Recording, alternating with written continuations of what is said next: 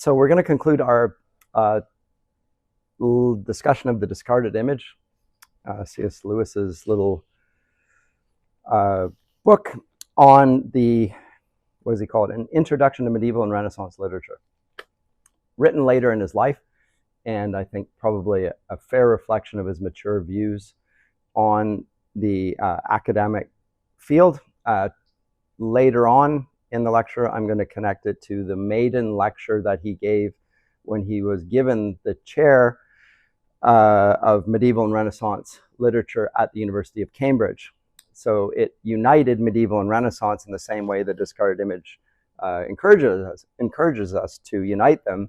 But at the time he wrote this and was operating, those two fields, medieval and Renaissance, were seen as not only discrete, but in many ways opposed to one another. One was in the Dark Ages and one was in basically a prelude to the Enlightenment, because we were returning to the classical world. That's the Renaissance. It's the rebirth of classical learning, and basically turning the clock backwards to the pre-Christian era when philosophy reigned and rational people, unsullied by the religious convictions of the Christians, were operating. That's part of the Renaissance, truthfully. It's this claim that, at least amongst some of them, and this is the Enlightenment take, it's a return to secularism without Christianity. Now, if you look at the Renaissance painters and many of the Renaissance artists, you're going to find that this take that we get from the Enlightenment doesn't seem to match up with the facts, because most of the art of the Renaissance is intensely religious. Could you close that door? Sorry, it's just apologies. People are moving all sorts of stuff this morning for some reason. Not just the painting, but you will find Dante's Commedia and countless works, the long list. So it's very clear that in the middle of what we will call the medieval period, or the Dark Ages from the Enlightenment perspective, is in fact a fusion of Christianity with the classical worldviews. That's what we really find. So the Renaissance is a return to classical texts, in large part because the classical texts come into the contact of the West for the first time because of Islam. So the Eastern Christendom was swallowed up by Islam over the course of it's from the 7th to the 12th century, and was moving west. And as it moved west, it now came into contact with Western Christendom, and there was a lot of, we know about wars, of course, the Crusades, but there's also interaction. And a lot of classical texts were only preserved by the monks in Eastern Christendom in the Byzantine era. So among others, I said to you that Plato's works were basically lost except for the Timaeus. Well, come the contact with East and West, what was preserved of Plato gets brought back into Western knowledge and so forth. So the Renaissance is a revival and awareness of those classical texts, which sparks a great deal of interest in the West about those texts. But it's not seen as an anti-Christian movement the way it's portrayed in the Enlightenment, the way we receive it, a la Edmund Burke. Not Edmund Burke, Edward Gibbon, Decline and Fall of the Western, or of the Roman Empire. He blamed Christianity basically for the eclipse of the Roman Empire. A charge which is not new. Augustine himself had to deal with that in the City of God. But in that period, and Lewis is at pains here to show us this, the medieval and Renaissance shared almost all the same views. There are very few things that don't characterize the Renaissance that are different from the medieval period. So you can read Shakespeare, for example, which we see almost as a modern writer, or the representative of the modern writer. That's how he's seen in the 18th century and in the Romantics, as really a medievalist, with the influences of the Renaissance on him for sure, but really he's a medievalist. Certainly in his early works, you can see the influences of medieval drama on Shakespeare. And he's far less of a breakaway figure, as if he were a non-religious person. That's just simply an absurd view. Although it's been presented again in the West since the Enlightenment as basically Shakespeare is an irreligious individual, represents the modern man, that sort of thing. So part of Lewis's aim in the discarded image is, first of all, to acquaint us with things that we just simply don't know because we don't read the texts, and they will help us to read medieval Renaissance literature. But more importantly, not just the books that we didn't read, but the whole big picture that we've lost in the process. And it is an integrated picture. And so I want to talk about part of that integrated picture in discussing the 7 liberal arts, which he deals with on page 185 when discussing the earth and her inhabitants.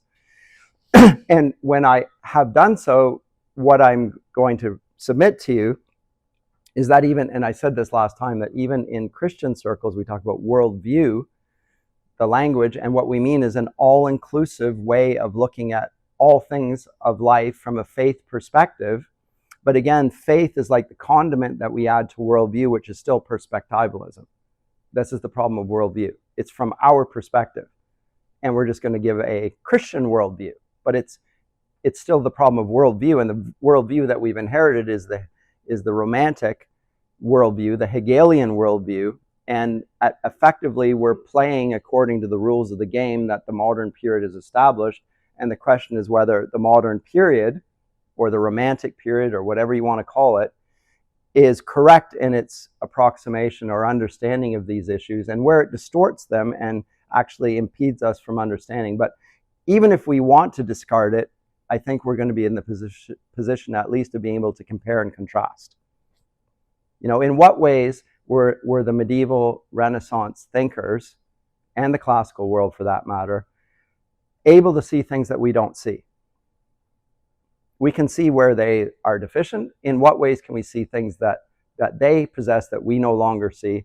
And is our view superior to theirs? Because Lewis is, we'll get to this in the epilogue, I'll come to this at the end of my discussion of the discarded image. He doesn't believe the medieval Renaissance worldview is fully accurate. He's not saying this is the way I see things. He's saying this is the way they see things. And until you understand the way they see things, you will, it's like watching a film where you don't understand what the filmmaker is trying to do. You're basing it on the presuppositions of your own age and not reading it in the way it's meant to be read. So he's just teaching us to be, I would say, faithful conversation partners with the past. So that in itself is a good thing. So you're learning from that. And that's the purpose of this book. Unlike his apologetics works, which is to present or defend the Christian faith, this is just simply, if you want to understand the previous periods and not simply dismiss them as benighted, with an exploded view of pretty much everything, here's what you need to understand. So that's what he's giving us here. And when it comes to the 7 liberal arts, so I have one portrait here behind us, from arithmetic, geometry, music, astronomy, logic, rhetoric, and grammar. You can see this in various forms. Here's another one, and here yet another one. Theology being the queen of these 7 liberal arts. And I could get into all the different pictures. I'm not concerned with that. But it's, which one will stick? I'll stick with that one. It's clear in this period that the 7 liberal arts are the structure through which the whole cosmology is presented. Now, I said to you, and I should have put this up there, the Ptolemaic cosmology is 7-fold in many ways. So there are 7 liberal arts, but there's also 7 spheres. Now, we'll go with this as good as anything. And after the 7th, there's the 8th, 9th, 10th, and then the kingdom of heaven, etc. But this number 7 is very important to them. It's not just that there are 7, the number 7 is important. So I'm just going to read what Lewis says here because I cannot add to it and I should not take away from it. Every word that he writes here is important. So he says, to give an educational curriculum a place in the model of the universe may at first seem an absurdity. And it would be an absurdity if the medievals had felt about it as we feel about the subjects in a syllabus today. And that's the problem when we read the subjects of the 7 liberal arts, like mathematics. I study math, I study grammar, I study rhetoric, I study geometry, whatever. These are, we call them subjects, and they're just little, what do we call them? Little buckets where information, I do geography, and we think of specialism and expertise, and we put it in that. That's not how they see them. The word art here is important. It's a way. Art from ars in Latin. It's a way. And there are 7 of them, and the word liberal is significant because these are the 7 ways of freedom that are under the provenance of theology, which is the queen. And these are her subjects, and the subjects work, or they're like her ministers. 7 of them, just like the 7 planets here, are under Saturn, Jupiter, Mars, the Sun, Venus, Mercury, the Moon, Earth. We find that the liberal arts are also governed by theology. And so if we thought about them as subjects in the sense of little buckets for information, we would be wrong. If we thought of them as subjects or ministers that are fulfilling the commands of the queen, we would then understand them differently. So we would need theology, in other words, to understand the liberal arts. It's a requirement because they work for her and with her. And they're a venue by which we can understand these things. And when we talk about Christian integration, which we always do from a Christian worldview, we would understand integration is interwoven in all of the arts. They all relate to each other. And there's a hierarchy within them as well. But back to what Lewis says. But the syllabus was regarded as immutable, so it cannot be changed. That in itself is interesting. Furthermore, the number 7 is numinous. What's this word numinous? Does anyone know what numinous means? This is a really interesting study. It becomes really significant in the 20th century. Rudolf Otto. Let me just steal numinous. I know it's up here. I'll do with Otto then. The idea of the holy, very strongly associated with the sublime. What did Otto mean by numinous? Non-rational, non-sensory experience or feeling whose primary and immediate object is outside the self. That's Rudolf Otto's definition. But the numinous for the medieval is rational, sensory, and does have an object outside the self, of course, but that's because it doesn't have a conception of the self. What we call the self, for self-consciousness, self-identity, so that word self all over the place, that is an invention of the Enlightenment. The idea of thinking about ourselves is a neologism. And the idea of things like God that lie outside the self is an extrapolation of certain assumptions. And the main assumption is autonomy. I have autonomy. Autonomy is the great goal of the Enlightenment. Immanuel Kant talks about autonomy, or what is enlightenment? It's the emancipation from the self-imposed tutelage to the past. I'm going to throw that off, and he uses the motto of the Enlightenment, sapere aude, dare to know. And if you ever want to see a portrait of this in film version, watch that Robin Williams film, The English Teacher. What's that called? Dead Poets Society. Dare to know. Jump up on the table. Theme of Wilhelm Tell overture.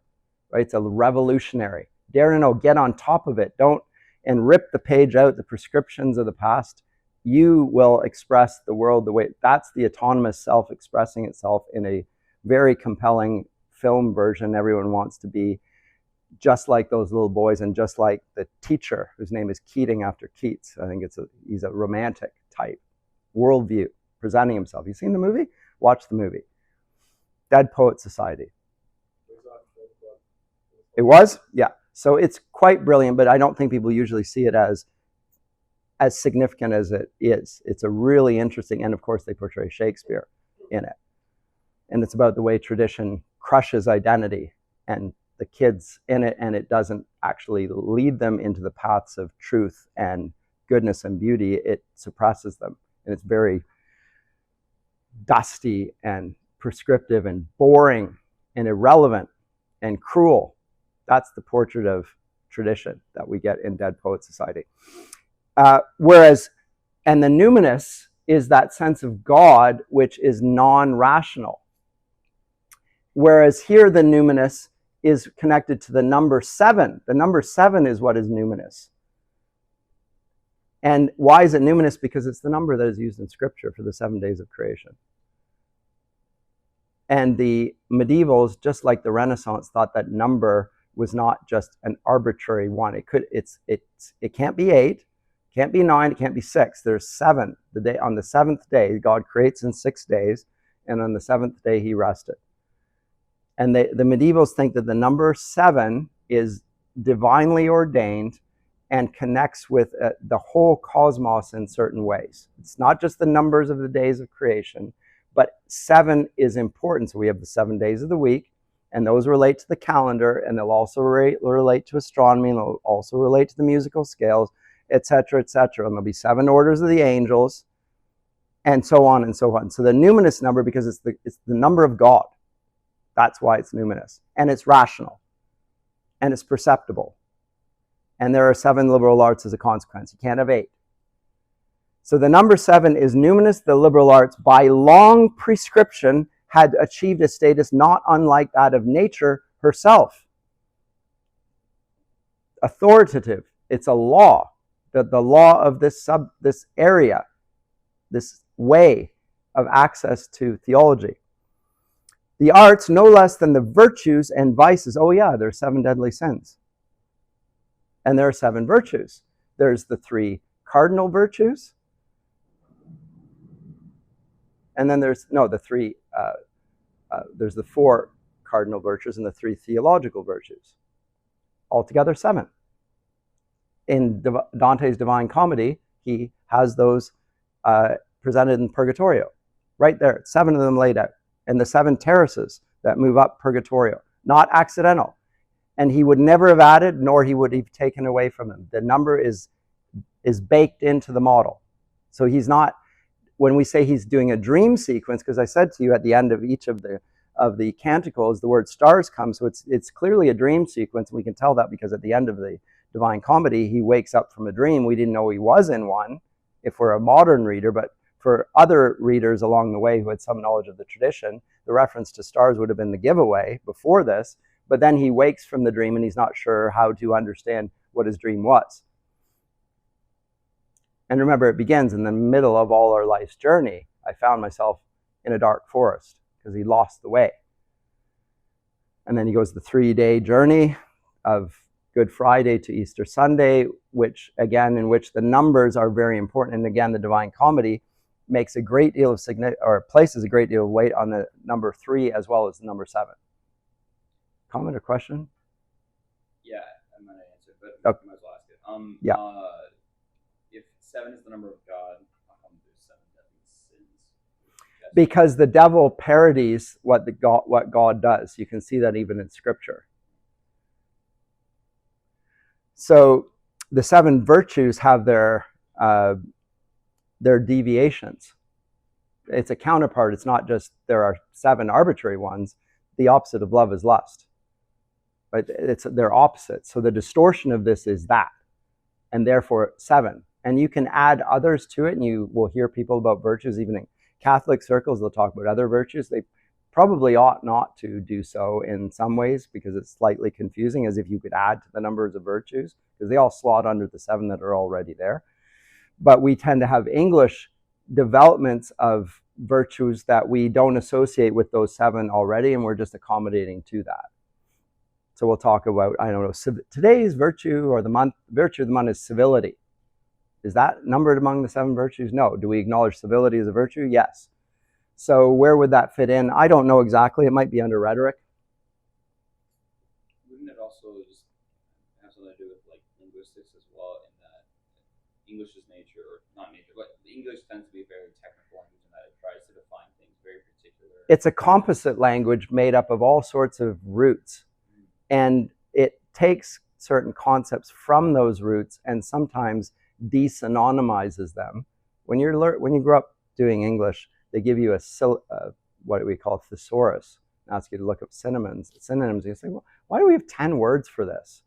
And the kid says, I don't want to use all 10. I just want, I already know that word. And why do I need that word? That's not necessary. Well, actually, each one of those words has a little bit of color to it that is, and a history that is pulled in by somebody who knows something about words. So it's not just a thesaurus as in a treasure trove. That's what a thesaurus is, by the way. The treasure chest. That's the word mean in Greek. It's a treasure chest. Each one of the jewels in the treasure chest has value beyond being a pure, exact corollary of the other word. And in English, we have expanded the virtues, but I would say they still slot under the 7. We specifically associate with this area, so I don't want to go back to the 7. I think we should add to it. But really, strictly speaking, they do fit under the 7.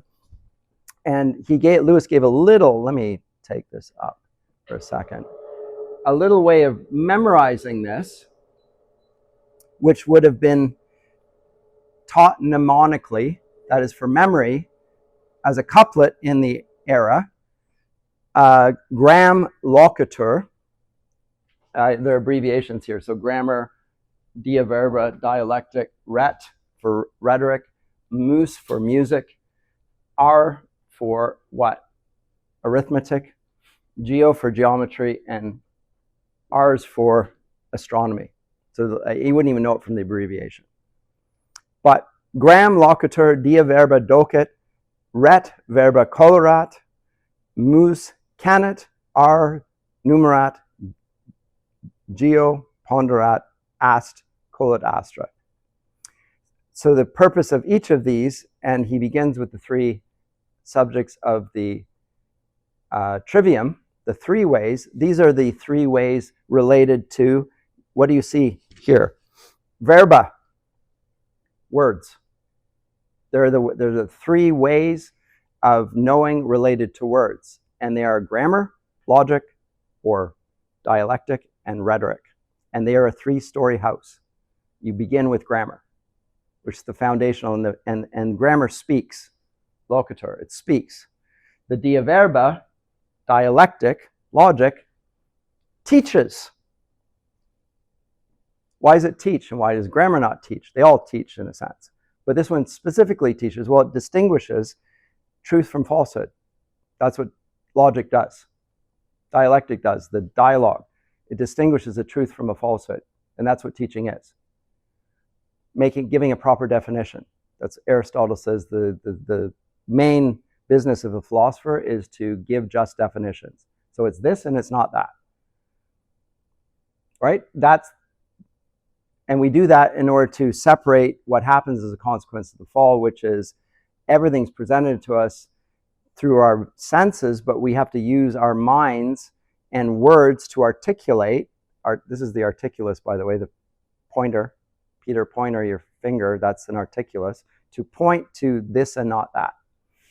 So it articulates the meaning, and that's in the logic stage, and therefore it's connected specifically with teaching.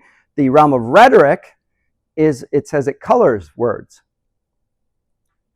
and is often seen as the highest expression of language.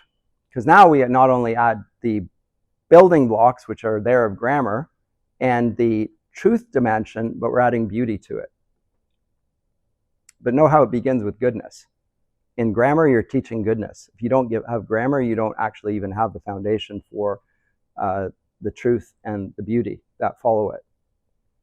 It's really interesting. Goodness precedes them all. If you look at the Hebrew Bible in the Pentateuch, it begins with really a revelation of God's character. Great deal in the book of Leviticus, the holiness code. Anyway, so back to what Lewis says here. The arts, no less than the virtues and vices, were personified. Grammar, with her birch, still sits looking down on the cloisters of Magdalen where he's writing. Magdalen College, grammar's got a birch. Why? Because little kids in grammar school, up to about grade 4, grade 5, need to be disciplined with the birch to keep them on track. And grammar pedagogy is associated with discipline. You got to discipline the little animals. The little human animals in front of you need a little bit of they need the whip or the birch or the strap or whatever. But the birch is shown at this stage. You don't do this later on. But young bodies, they're moved by their passions. The passions need to be corrected with a little whack. They're not meant to be abusive. It's meant to be corrective. Whack. So Grammar's with her birch still sits looking down the cloister of Magdalen. Dante in the Convivio most carefully mortizes the arts into the cosmic framework.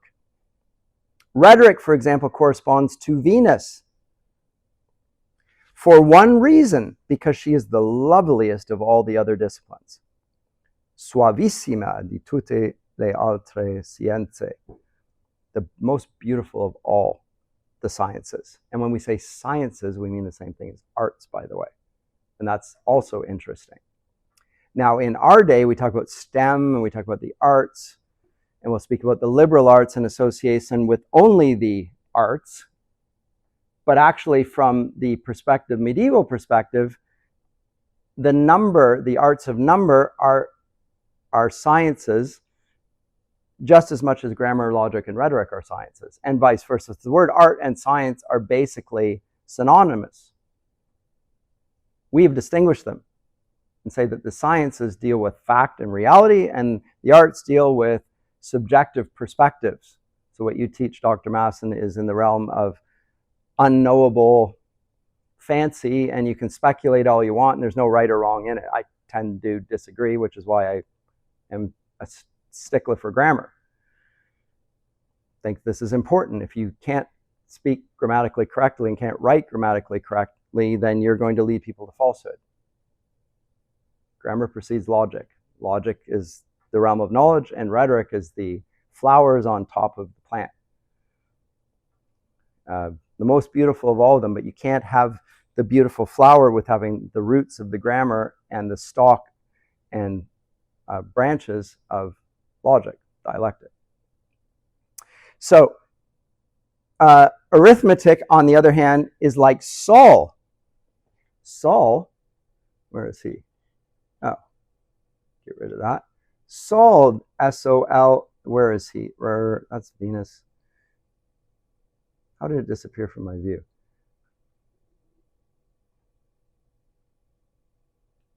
Where's the sun? I see the moon, Mercury, Venus. Where the heck did the sun go on this one? That's bizarre.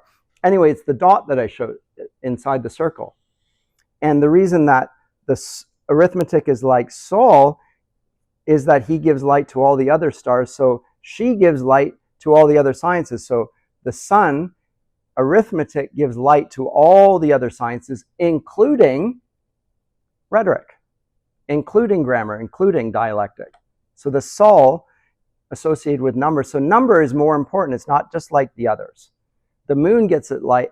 The moon has no light. It's reflected light from the sun, right? We look at the light of the moon. We could talk about moonlight, but the moon actually casts no light. It's just a reflection from the sun that then gets pushed back on us. Same with all of the arts. So even though we have words and we have numbers in some sense gives light even to the what we will call the disciplines of words. So then it truly is a science in our modern sense, where everything is reducible to number.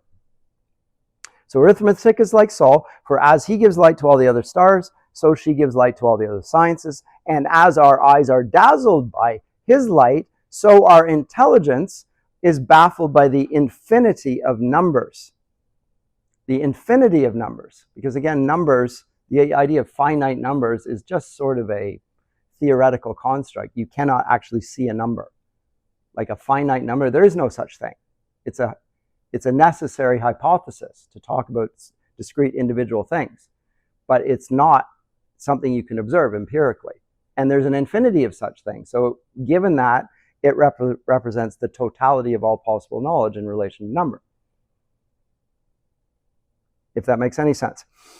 And so of the rest, he says. So these are the little ditty, the mnemonic couplet that teaches this to the medieval Renaissance period. And as I said, the first three constitute the trivium, the threefold way, and the latter four, the quadrivium, the ways of number, the four different ways. But among the ways, this one, arithmetic, is like the sun, and it illuminates all the others. So that's interesting. You wouldn't get it just from the listing off of the seven. And in terms of when you go to school, what happens here? Well, these tend to characterize the early grades, let's say 1 to 4, the realm of dialectic, maybe 8, and then here if we're using North American, this is roughly speaking high school. You have to be able to think logically before you can actually understand and express things, and logic is not even taught in schools. The law of non-contradiction is regularly flouted in today's academy. Yes? I'm just wondering if you give some examples of how arithmetic illuminates some of the stuff, like grammar, logic. Logic, obviously, but grammar? Yeah, I'm just curious about that. Well, the most basic way you can illuminate how number is essential to grammar is when we talk about the verbs. We speak first person singular, second person singular, third person singular, first person plural, second person plural, third person plural, right? So we have a number associated with that. And so the person is, if you don't understand that, then it's hard to understand who the speaker is. And there are various possibilities. I can be speaking, you can be speaking, or she can be speaking, or we both can be speaking, you collectively can be speaking, or they can all, that's a way, and those numbers associated with the language is essential. Otherwise, it's just speaking is happening. And it's non-personal then. And so the concept of personhood gets smuggled in there as well, even when I say the concept of personhood. The human person, bearing the image of God, etc. We don't talk about dogs as having personhood, other than by a sort of poetic fallacy. You know, my dog is smiling at me. Persons smile. The dog's always smiling, pretty much. He understands. He doesn't understand anything. The dog's not really that intelligent. And his intelligence isn't going to develop either. But that's what I mean by number there. And here, in terms of rhetoric, but it's based on fundamental realities of language, which require person and number. Okay? Yeah. So grammar talks, as the couplet says, or as Isidore of Sevilla defines her, grammar is the skill of speech. That is, she teaches us Latin. So let me read what he says here. But we must not imagine that to learn grammar merely corresponded to what we should now call having a classical education. Very growing movement in Christian circles, and soon to be everywhere, because it's just, that's what education is. But it's not roughly that, or even to becoming a humanist in the Renaissance sense. Latin was still the living, now he uses a word which won't make any sense, Esperanto. Esperanto is an academic make-believe language that became fashionable in the mid-20th century, which now nobody knows, I think. But they were trying to make it the lingua franca of the day. Now we have English. But back then it was less obvious that English would become the sort of global language of conversation. So Esperanto was the attempted language of the Western world. And he says, so Latin was still the living Esperanto of the Western world, and great works were still being written in it. So in the Reformation, Luther, Calvin, all of the reformers are writing in Latin, not just against their opponents, but to their friends in correspondence. It's the literate language. They're writing in Latin. Charles Wesley in the 18th century is still learning and writing in Latin. Not only reading it, but writing in it, in poetry and prose, translating English into Latin. That's in the 18th century even, and it would be the case even in the Romantic period. They're learning Latin. So when Keats says that he doesn't have Latin, he shows he's really ignorant by the standards of his day. He has to read Chapman's Homer, a translation into English. He's in the position that most of us are in. But that's how far the classical era has been eclipsed in the 19th century, which will bring us to Lewis's De Descriptione Temporum in a little bit here. But he says Latin was this, and it was the language par excellence, so that the very word Latin, Leyden in Anglo-Saxon and Leyden in Middle English, came to mean language. Interesting. So Latin was language. And when Lewis studied at Oxford University and studied greats, he was studying Latin in Latin and Greek works in Greek as an undergrad. Still.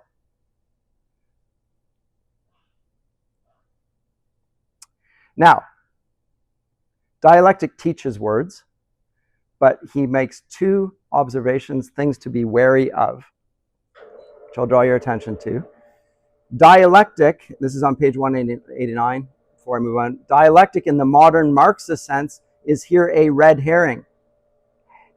Hegelian in origin. Note back to Hegel, what I said about Hegel and worldview.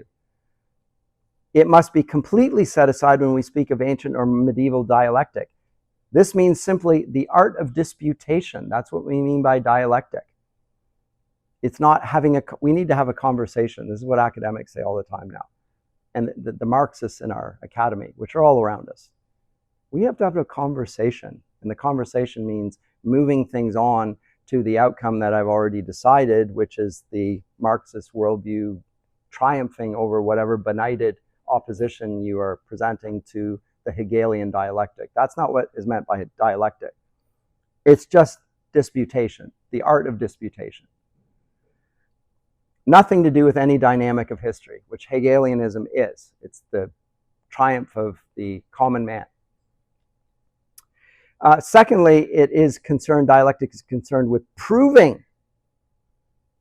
Three kinds of proof are acceptable in the Middle Ages and the Renaissance: from reason, from authority, and from experience. Three ways of proving. Dialectic is not just logic, which is why people don't like it dialectic translated as logic, because logic is appealing to reason, but it doesn't like appeals to authority. It shares the Enlightenment's bias against authority, and it doesn't like appeals to experience in general. But whereas dialectic will accept all three. But note, the superior of the three is going to be the one that is most amenable to arithmetic, which is number, which is logic. But the other two are still admissible as proofs. It's a trichotomy. Anyway, I direct you to Lewis's extended treatment of the liberal arts there, although really, as he says himself, he only deals with the trivium. He doesn't even touch on the quadrivium. He says it's outside of his knowledge. Really, other than what he's already given to us when he talks about astronomy and shows how different the medieval Ptolemaic cosmology was than the Copernican one that replaces it. So the geocentric as opposed to the heliocentric. And we work in a heliocentric. Ironically, in terms of their knowledge, so did they, because as I said, the sol and number are seen as the most essential for understanding all the others. It illuminates all the rest. With that, let me move on I said earlier I wanted to talk to you about something that it's earlier than this, that's why. He talks about the distinction between intellectus and ratio. And this is 158. And let me very briefly deal with this. Because come Immanuel Kant with his critique of pure reason. There are three critiques: the critique of pure reason, the critique of practical reason, and the critique of judgment. That's how it's translated in English. We get the inversion of the medieval way of looking at reason and intellect. So for Kant, reason is the highest form of understanding things. We use the reason to arbitrate over the discrete qualities that are subject to understanding. But reason is basically the queen of the sciences. But what he means by reason is different than what the medievals used by reason. And what he reduces to matters of the intellect is just empirical objects, more or less, that are subservient to reason, is, in the medieval estimation, the presuppositions by which we understand everything. And one of them is the number 7, and the 7 liberal arts are connected to all of this. So let's go to his discussion here on page, where did I say, 157 with 58, is that correct? Yes. So the rational soul begins on 156. If I can find it here, I'll throw it up behind me here. Is this right? It is right. How about that? Wow. I'm not usually that good. In fact, I'm never that good. And I'm going to skip over just the beginning there and move to his definition. So intellectus is the higher. So that if we call it understanding, which Coleridge gives us in the Biographia Literaria, but he's just borrowing it from Kant, which puts reason above understanding, it inverts the traditional order. Boethius, it will be remembered, distinguishes intelligentia from ratio, the former being enjoyed in its perfection by angels. Intellectus is that in man which approximates most nearly to angelic intelligentia. It is in fact obumbrata intelligentia, clouded intelligence. We have clouded intelligence, the angels don't. Or a shadow of intelligence. Its relation to reason is thus described by Aquinas. Quote, intellect, intelligere, is the simple, that is, indivisible, uncompounded grasp of an intelligible truth. Whereas reasoning, ratiocinare, is the progression towards an intelligible truth by going from one understood point to another, one intellecto, one point. The difference between them is thus like the difference between rest and motion, or between possession and acquisition, end quote. Quote from Aquinas, and he gives his source there. So we are enjoying intellectus when we just see a self-evident truth. So if something is self-evident to us, then we are enjoying the intellect.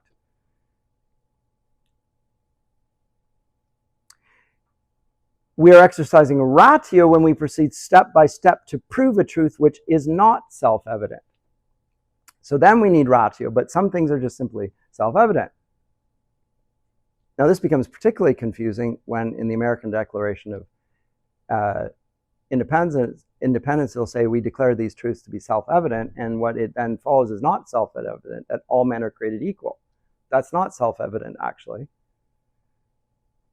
It is not self-evident from looking around you that everyone's equal. In fact, it contradicts everything that you see.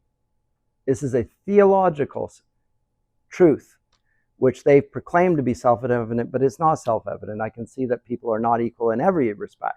Some people are faster, some people are smarter, some people are more attractive, some people are taller and shorter. Like, they're not equal. They're different in every respect.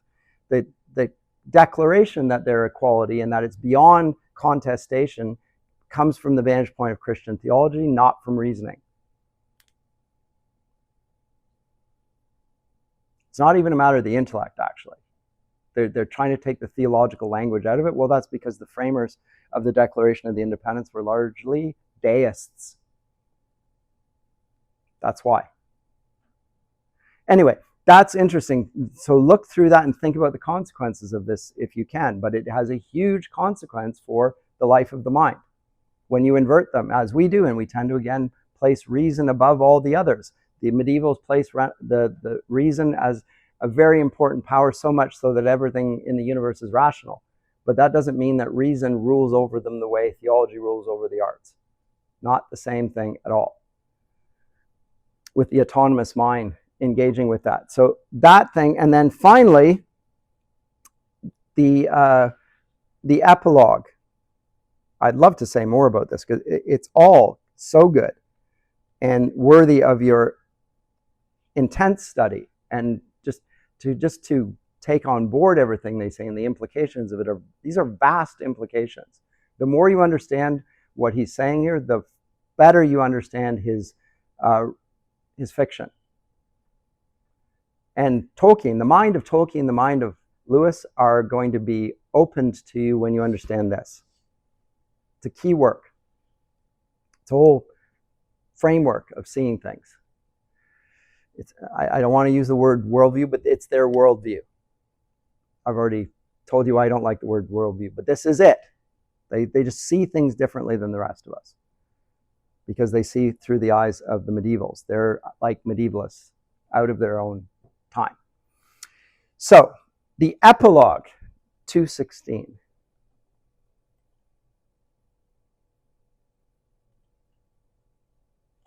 This actually works.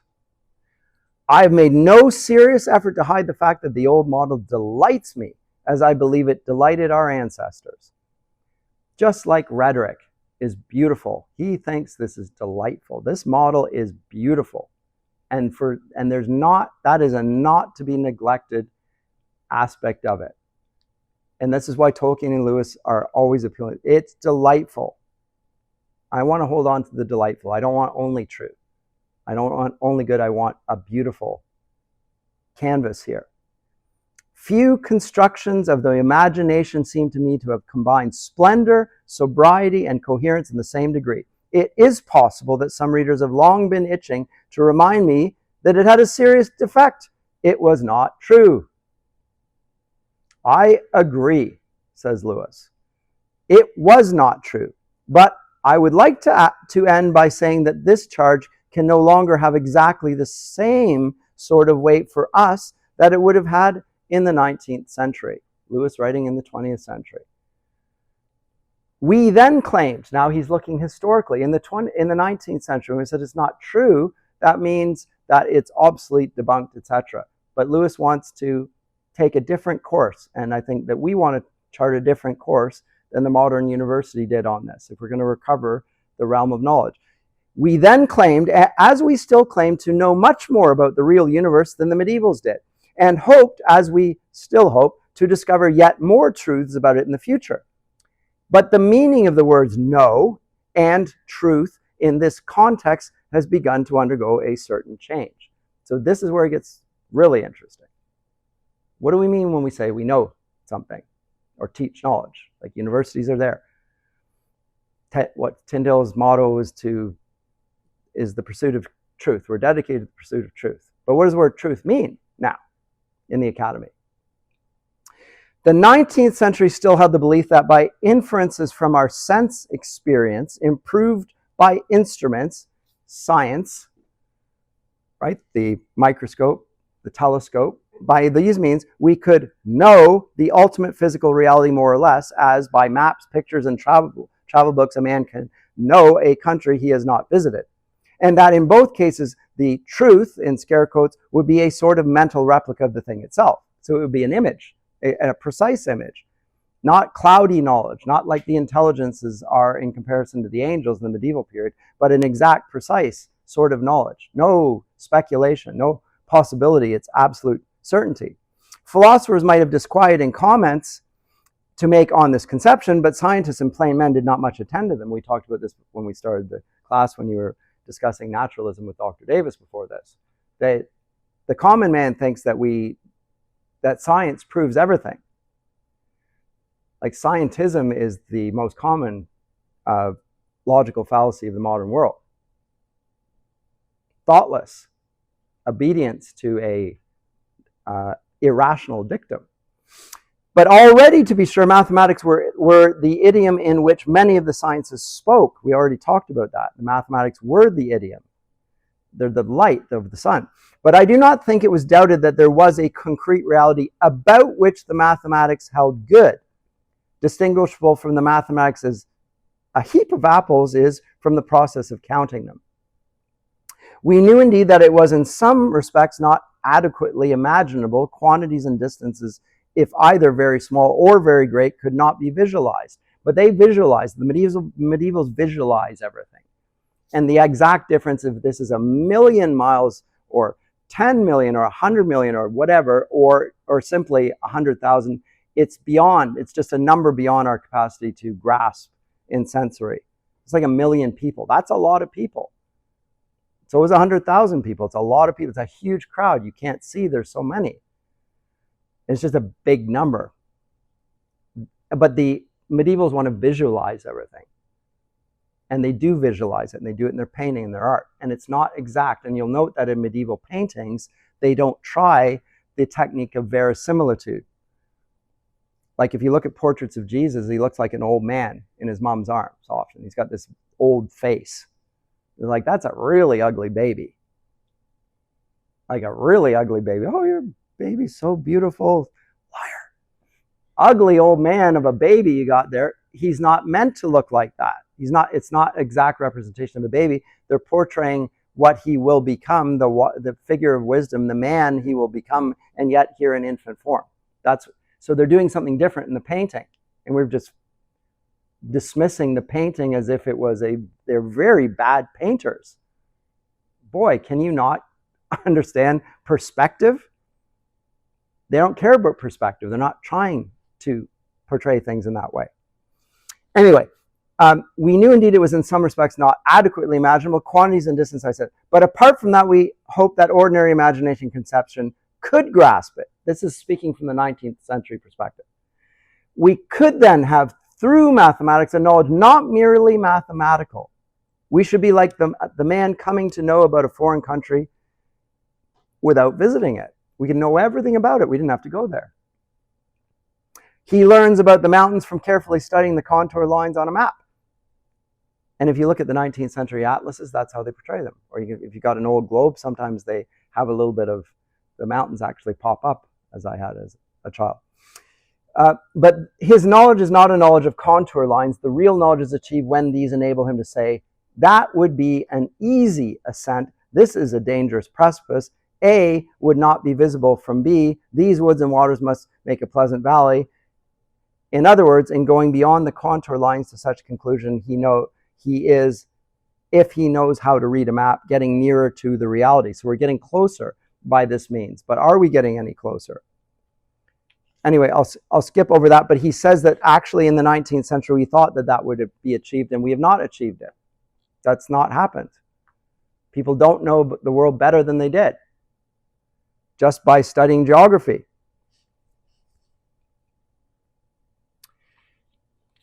And then he addresses one of the constant, regular retorts to the problem of the medieval model is that it's theological.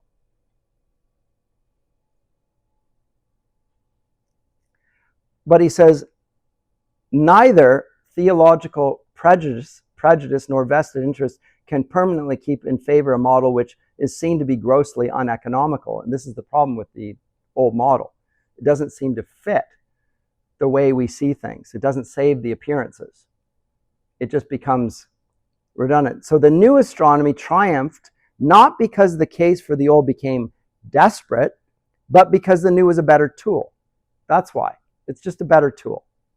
The old still has something to recommend it, but this is a better tool. And what do we do with old tools? We discard them. That's all. It's still useful, just not as useful. This is a more powerful next generation. It's the 2.0 version of the model. Once this was grasped, our ingrained conviction that nature herself is thrifty did the rest. Occam's razor. If that model is not as useful, we'll just use the one that's easier to grasp everything. We'll get rid of the complexities of the old model. When our model is in its turn abandoned, and he's seeing that this will happen, this conviction will no doubt be at work again. Well, this one's simpler and easier to grasp everything, so I'm going to use that one. What models we should build, or whether we could build any, if some great alteration in human psychology withdrew this conviction, is an interesting question. But the change of models did not involve astronomy alone. Important point. It's not just moving from Ptolemy's geocentric cosmology to Galileo's or Copernicus's heliocentric model. It's not only an astronomical observation. It also involved in biology the change, arguably more important, from a devolutionary to an evolutionary scheme. Now, he's not specifically referring to Darwin, he's talking about everything. Everything is now seen as evolving into something superior. Whereas in the past, the superior was devolving into something inferior. That's the way they looked at knowledge. And therefore, in John Milton's treatise of education, he says that learning is recovering the lost knowledge of Adam and Eve. That's the purpose of education, is to restore the image and knowledge of lost Adam. It's a recovery project. Here's what knowledge is. We have no longer got that. We need to get everything. And how do we do that? Archaeology. We're going to take that, and we're going to take what the ancients can teach us, and we're going to take it all, learn it all, and then we will be like Adam in our knowledge. Whereas the modern view is we don't need to recover anything. We're going to move onwards and upwards from the perspective we're in, and the past is not going to be of any use to us. So it's developmental. We'll talk about developmental psychology, developmental anthropology. Everything is developmental. So it's Entwicklungsgrund, he says here, in the German phrase. The developmental basis moves from a devolutionary to an evolutionary scheme, from a cosmology in which it was axiomatic that all perfect things precede all imperfect things. That was axiomatic. They just assumed that was true. To one in which it is axiomatic that the starting point is always lower than that which is developed. So again, go back to the hierarchy of Maslow's hierarchy of human needs. One's a foundation for the other, and one's higher than the other, and we're moving upwards. That Maslow's hierarchy of the human needs would have been absurd to the medieval mind. They think that this is a ridiculous conception. It doesn't make any sense even. It only makes sense if you assume an evolutionary cosmology. You assume that it's true, and because you assume it, it's what they call the intellectus. It's the presupposition according to which your reason now works. So it's the worldview. The degree of change, says Lewis says, can be gauged by the fact that primitive is now in most contexts a pejorative term. Right? The primitives. Whereas in their understanding, even in the Christian era of the medieval Renaissance onwards, we'll talk about the primitive church, it's normative.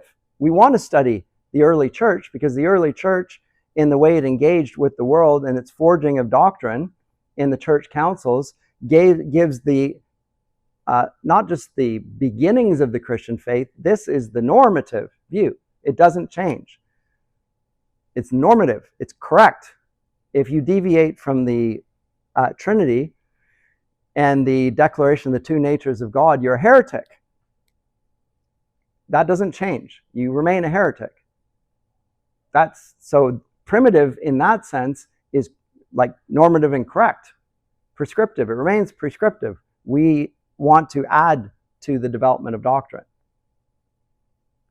and get rid of the idea of primitive, or rather to present it as worthy of the primates. And now we've evolved into more spiritual beings. So he says this revolution of this whole shift from a devolutionary to an evolutionary model was certainly not brought about by the discovery of new facts. When I was a boy, I believed, quote, that Darwin discovered evolution, and that the far more general, radical, and even cosmic developmentalism, which still lately dominated all popular thought, was a superstructure raised on the biological theorem. Most people think that, actually. This view has been sufficiently disproved. The statement which I have just quoted about the Entwicklungsgrund was made by Schelling in 1812. In him, in John Keats, in Wagner's tetralogy, in Goethe, in Herder, the change to the new point of view has already taken place. When was that? It's in the mid-18th century. I already talked about it in relation to language. Rousseau, Herder, the origin of language, grunts and cries, it's already there. The developmental view of the world, it's in Rousseau. And the modern view is all developmental. And you want to go back to nature then. Now nature means for Rousseau and Wordsworth something very different from the classical medieval world. It's now the foundation for everything. You appeal to nature. What's natural is good. Its growth can be traced further back in Leibniz, Akenside, Kant, Maupertuis, Diderot. Already in 1786, Robinet believes in an active principle which overcomes brute matter, and la progression n'est pas finie. The progression is not finished. It's going to keep on developing. We're on the top of the mountaintop. I've shown you this before. Here's the perspective of the modern age. What is it? Who's the painter? Friedrich.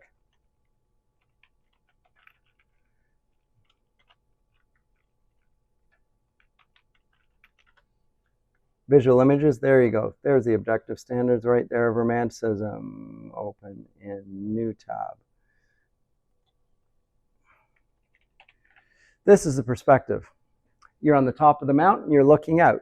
What do we see of the man? Nothing. We see his back, we see what he's seeing. He's looking out. In painting, I think this is a terrific image of the new way in which we see things. It's from the inside looking out, but we don't even look at the man. Man gets effaced in the process. Theological personhood goes with it. This is the autonomous self looking outwards, and we are that guy. We see ourselves in him. I've said in terms of narrative, he's presented often as an orphan. And he's an orphan at the summit of the mountain, and his knowledge is he's going to have to create it from looking out, discovering for himself. But he's on the top of the mountain. This is the Entwicklungsgrund. He's at the top of that ladder. So since he's on top of the mountain, all he can do is create a world up in the sky, up in the clouds.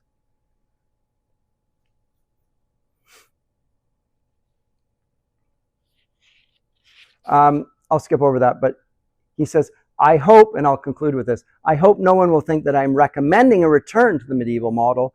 I am only suggesting considerations that may induce us to regard all models in the right way. Now that's for me the take away at the end. All models in the same way, respecting each and idolizing none, including this, which we do. This is an idol of the mind. We are all very properly familiar with the idea that in every age the human mind is deeply influenced by the accepted model of the universe, but there is a two-way traffic. The model is also influenced by the prevailing temper of mind. We must recognize that what has been called, quote, a taste in universes, unquote, is not only pardonable, but inevitable. We can no longer dismiss the change of models as a simple progression from error to truth. Of course, that's how our contemporaries present it. We've moved from error to truth. We're superior, in other words. In other words, we're on top of the mountain looking out. No model is a catalog of ultimate realities, and none is mere fantasy. So he doesn't want to dismiss this either. There's something of the truth in this, but note that it is an artistic representation of the way we look at ourselves. Anyway, that's the discarded image. Any comments or questions before I move on to De Descriptione Temporum, which I'm going to have precious little time at this rate. If not, let me continue to this.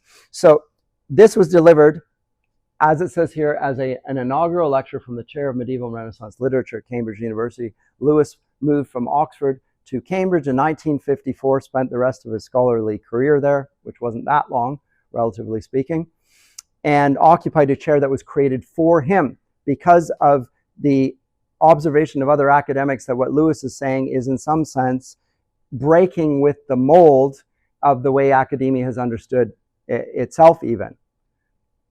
He's going to breach these two periods because he argues there is, although they are distinct in certain features, there's so much continuity that it's not helpful to separate them. And why do we separate them? I already talked about this earlier on. Because we're under the influence of the Enlightenment, and we assume that what's medieval is obsolete and furthermore part of the Dark Ages. From the perspective of enlightened rationalism, that's true of the medieval, the Dark Ages. Whereas the Dark Ages historically, not from the Enlightenment, would be talked about from the fall of the Roman Empire to the period of the 12th century. And that's the beginning of the Italian Renaissance. And as I say, the discovery of the classical works of the medieval world, which lives to the Carolingian. Like there's all sorts of things going on in that period. But there's a period where we don't know a lot because the empire is in dissolution.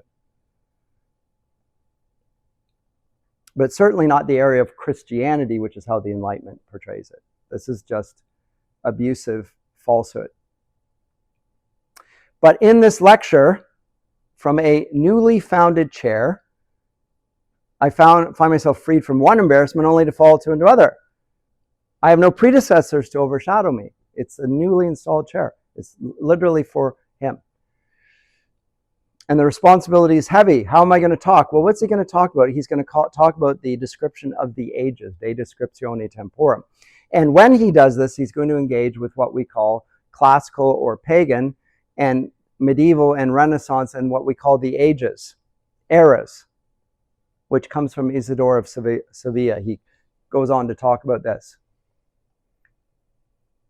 And he says the formula medieval Renaissance that the university gives to him for their understanding of it, he is now going to make hay with it because he's going to dispute, he's not even going to like their description of it. And this is funny when you are speaking on behalf of a chair created for you to present your view of the world, and then you dispute with the terminology that have been given to you for the chair. It's a little bit amusing, to put it mildly, because he's going to say the medieval and Renaissance view is basically just the classical world that has been transposed into Christian terms. That's the argument he's going to make, is that although there is a pagan world, it still appeals to virtues and vices, and it has a very clear cosmology, and it has a very clear, just like the portrait that we saw on the screen of, let me get rid of that. Not that. This is Aristotle's cosmology. It's also the medieval cosmology. It's also the Renaissance cosmology. In fact, it's still in dispute in Milton's day, in the late 1660s, when he discusses astronomy in Book 7 and 8 of Paradise Lost, Book 8 actually. He gives 4 possibilities, and one of them is this one, the old one. Yeah, you can look at it this way, you can look at it this way, you can look at it this way, whatever. But at the end of the day, says the archangel, doesn't really matter. Don't worry too much about those sorts of things. Stick with what is most important for you.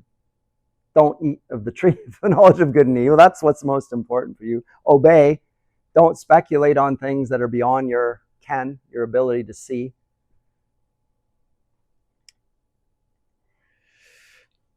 But the idea of medieval and Renaissance, which he's been given as his chair, he's going to say, actually, the dividing line really falls between the mid-19th century and what falls after it. And that is a time so decisive that everything changes. Now, this cosmology of the is just the beginning of the big flip. Immanuel Kant's philosophy is another phase. Hegel's phenomenology of spirit is another feature. Darwin's evolutionary biology is another feature, but all of these are what they're doing. They're flipping the image, but they're doing it in different iterations. The theory of language under Rousseau or Herder is another flip. Where did language come from? Where's the authority of language? For Herder and for Rousseau, it comes from feelings. Feelings are the essential bit of language. It's self-expression of your feelings. So language is essentially feeling expressed in articulated noise. So what's essential to human nature then is your feelings, which is what it becomes in the Romantics and what it becomes in psychology then. The essence of human nature is your feelings.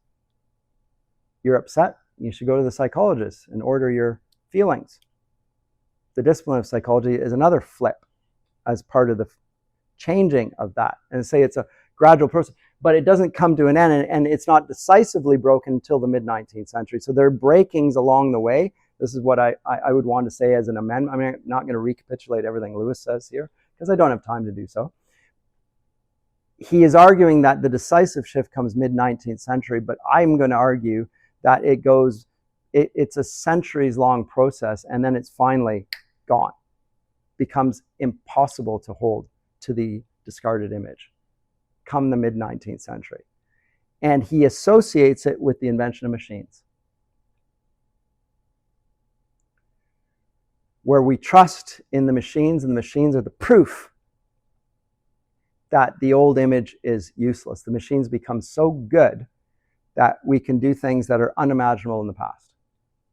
Like And he talked about that in the Abolition of Man. The telegraph, contraception, what was the other? Mass communication.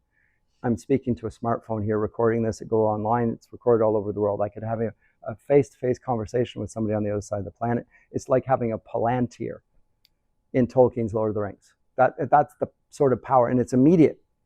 Across the globe. Like, what sort of power is that? Does that not prove that we live in reality and we have power and truth in a way that our predecessors does not? Our contemporaries who don't think that it is proof that we are superior. Remember us? We are superior. That's us. We're on the top of the mountain looking out. That's the we. By the way, this is a faceless person. It's humanity represented by that guy. Lewis will portray that man as Weston in the sci-fi trilogy. That's the scientist Weston. He's on top of this. He doesn't care about ancient languages. He doesn't care about arts. Like the humanities, he's interested in the evolutionary perspective as a physicist. He wants to go out into the stars and conquer it and every being that's in it to demonstrate his superiority. And he becomes murderous as a consequence. That happens in the mid-19th century, he says. So let me go over to this. But he wants to get into this idea of periodization, which I think is helpful and essential because we actually do live in space and time.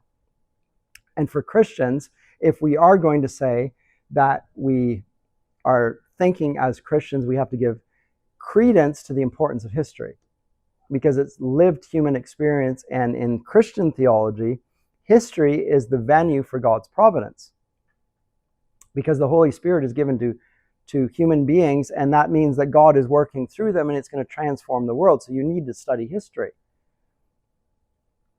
By the way, in the medieval conception, history is part of grammar. So in other words, it's foundational. If you have no knowledge of history, then you have no beginning point for the rest of it. Isn't that interesting to see history as so important that it's like grammar, foundational? And yet it's not elementary then, because the knowledge of what happens in history takes a very long time to get under your belt. There are a lot of people that have lived over the course of civilization.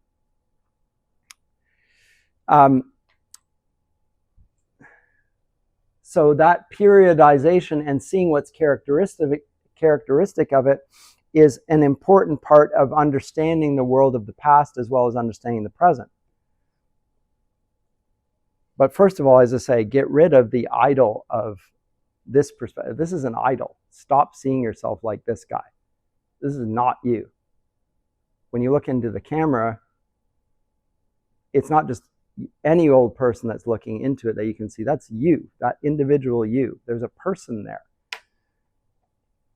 that's looking at it. It's not this. This is how you see yourself.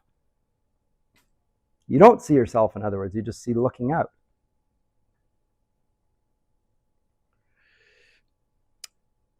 Where's the big shift? Well, the christening of Europe seems like a decisive shift, but he says no. Whereas history was for our ancestors divided into two periods, the pre-Christian and the Christian, and two only, for us it falls into three. The pre-Christian, the Christian, and what may reasonably be called the post-Christian, because that's what we are come mid-19th century. We're in the post-Christian era.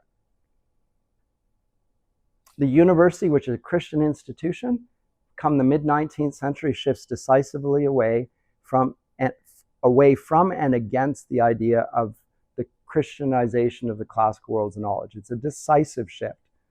And whether it succeeds or not is another question. I think it's failing all around us. The universities are no longer universal in their scope. They're very much the bucket types of knowledge, and they're losing their moral credibility all the time. And they're not even making many advances in terms, even in the hard sciences. There hasn't been a significant development in the hard sciences in about 40 years in the realm of physics. Yet microtechnology making advances, but not any huge physical observations. The sciences of the progress is ground to an absolute halt since the 60s. He says, but now we have three, and this surely must make a momentous difference. I am not here considering either the christening or the unchristening from a theological point of view. I'm considering them simply as cultural changes. When I do that, it appears to me that the second change is even more radical than the first. So famous quote from here, Christians and pagans had much more in common with each other than either has with a post-Christian. So we have more in common. The gap between those who worship different gods is not so wide as that between those who worship and those who do not.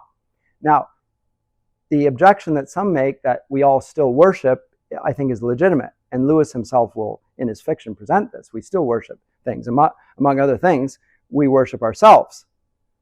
We still worship ourselves and our desires. And we baptize our desires, our passions all the time. And we even create a self-identity out of them. Note the self-identity of this guy. This guy, maybe he's a woman with short hair. Maybe he's a third type of thing, or a fourth, or whatever, but he can be anything you want because there's no identity there. There's nothing that distinguishes him. Is that a man or is it a woman? Has he got, like, what is that? Maybe that's a woman there. Maybe, who knows what it is. Anyway, these are what calls dromenon, the externalized and enacted idea, the sacrifice, the games, the triumph, the ritual drama, the mass, the tournament, the mask, the pageant, the epithalamium, and with them ritual and symbolic costumes, trabea and latoclave, crown of wild olive, royal crown, coronet, judge's robes, knight's spurs, herald's tabard, coat armor. Oh, go away. What is that? Oh my goodness, how did that even happen? It makes me so cross. Coat armor, priestly vestment, religious habit for every rank, trade, or occasion is its visible sign. All of these things were present in the pagan age, just like in the medieval Renaissance age. They have outward signs of what they do. Academia still has robes. There are certain professions that wear robes. We occasionally wear them. In Lewis's day, they wore them to teach every day. But the judges wear robes. Justices of the peace wear robes. Politicians would have worn robes. The clergy wear robes. And the robes have been captured by this worldview. But he says, but even if we look away from that into the temper of men's minds, I seem to see the same thing. The gap between Professor Ryle of his day and Thomas Brown is far wider than that between Gregory the Great and Virgil, or surely Seneca. And these are closer than Burton and Freud. So he's thinking out, what we say, outside the box. But the box is the box of the worldview. He's thinking outside the worldview box. And he will say that the shift comes in the middle of the 19th century, and it's with the advent of the machines. And the machines are like proof positive of naturalism. Naturalism actually depends on the machine because we see it. It's part of our human nature. It's part of our environment. It has a potency. It's the proof that we are superior. And it proves, again, the supremacy of the idol we worship, which is this. That's more or less what he's talking about in the discarded in rather De Descriptione Temporum. And he presents it as a lecture. I think that his description is accurate. We still live in the post-Christian era, and the post-Christian era is, from my vantage, failing all around us right now and falling like the Tower of Babel, because that's what it is. Next semester, when I do Lewis's sci-fi trilogy, we will look at the third iteration, That Hideous Strength, and it's a quote about the Tower of Babel. And it's a reference to the Modern Research University. That's the setting for That Hideous Strength. It's a modern research university, which he compares to a Tower of Babel, and it's falling apart because it's being led by the conditioners and those that want to control human nature, which he presents as a demonic, diabolical plot. And that's how he sees what happens in academia. It's a venue in which there's a spiritual clash going on. It's not as intellectual and abstract and dispassionate as people would have you believe. They're intensely committed to promoting an idea of truth, which actually contradicts reality all around them, potentially. At least that's how he portrays it in That Hideous Strength. But anyway, I have overshot my mark today, but I wanted to give you that as a entry point before we look at Lewis's fiction. Okay? Good. I shall see you next time.